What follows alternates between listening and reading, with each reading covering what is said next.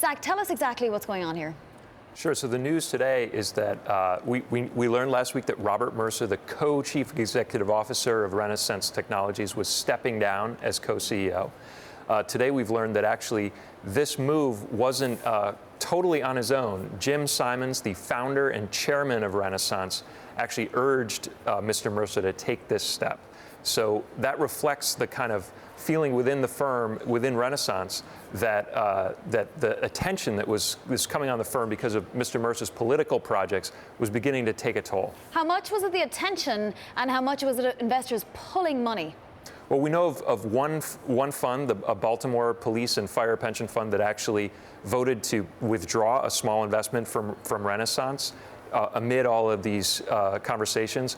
But it doesn't look like that kind of investor concern would have really had a big effect on RenTech.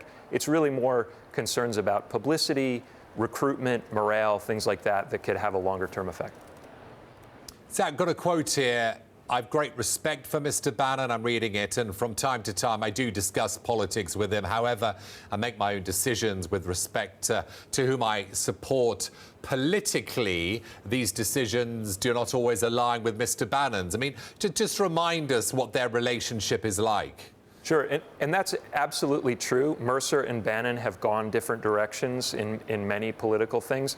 But at the same time, Robert Mercer has been really the chief source of financing for Bannon's kind of nationalist movement. He put $10 million into Breitbart and really kind of saved and created what we now know as Breitbart News.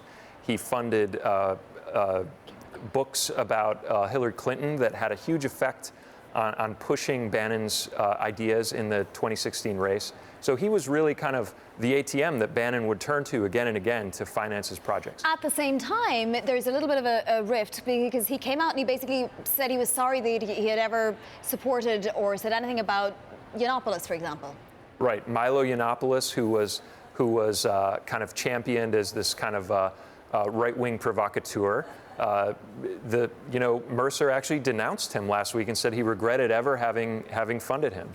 And he sold his stake in Breitbart to his daughters, Rebecca Mercer as well, also very known for being, a Republican, a massive Republican donor.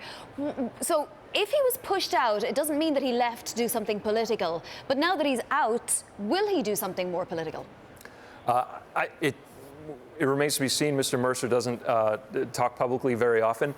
But if you read the tea leaves here, this feels like it had more to do with protecting Renaissance, protecting the hedge fund from all of this political fallout than it does any kind of change of direction in terms of Mercer's political priorities or his interests.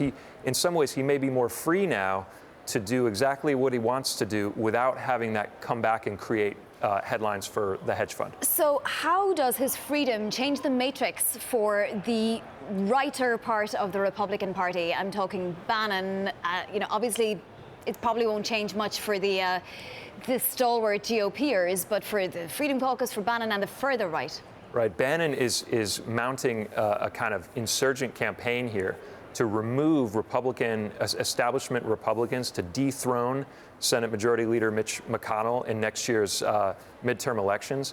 So the fact that Mercer is maybe even going to be more free to help Bannon when he chooses to could essentially empower Bannon even further to mount this kind of war against the establishment.